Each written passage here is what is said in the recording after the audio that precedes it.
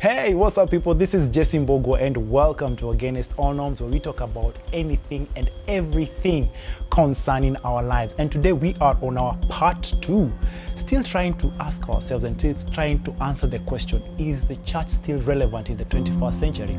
And as we said in part 1, it is still relevant in the 21st century. And today we are going to look at it from a different perspective, and I think this is the most important perspective, and that's the biblical or the Bible view of what church is and how relevant it is in our times. So at the end of the day, you see the Bible, that sometimes you see the term church comes in 3 different perspectives. The first perspective is of a local assembly, which is very important.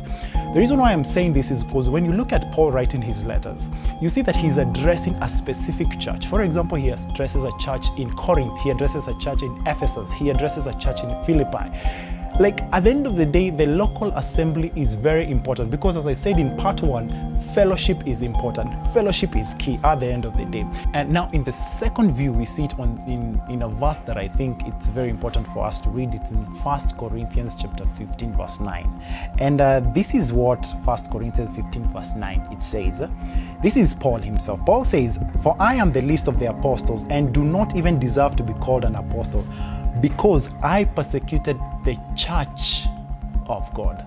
Now, during this time, the church wasn't yet institutionalized, but we see a different view in this because you are seeing it is a body of individual believers.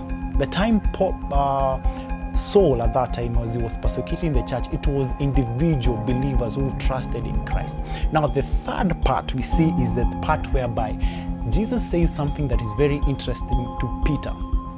Matthew chapter 16 verse 18, and this is what it says, "And I tell you that you are Peter, and on this rock I will build my church, and the gates of Hades will not overcome it." This is Jesus addressing Peter, and when he's addressing Peter, he's not talking just about a local church only. He's talking about a universal people, believers who have transcended from the time people who believed in Jesus Christ to now, to even people who will come. So he's talking about, he's giving it as a universal name.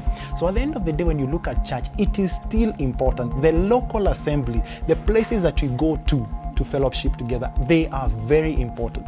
So we still see that the church is still being insisted in the Bible, and it is quite important. So it is very important for us to notice that even though we are seeing an opportunity for us to see things on the social media, to see sermons, to see preachers, to experience the God moving even in the social media, but we are still missing the part of fellowship.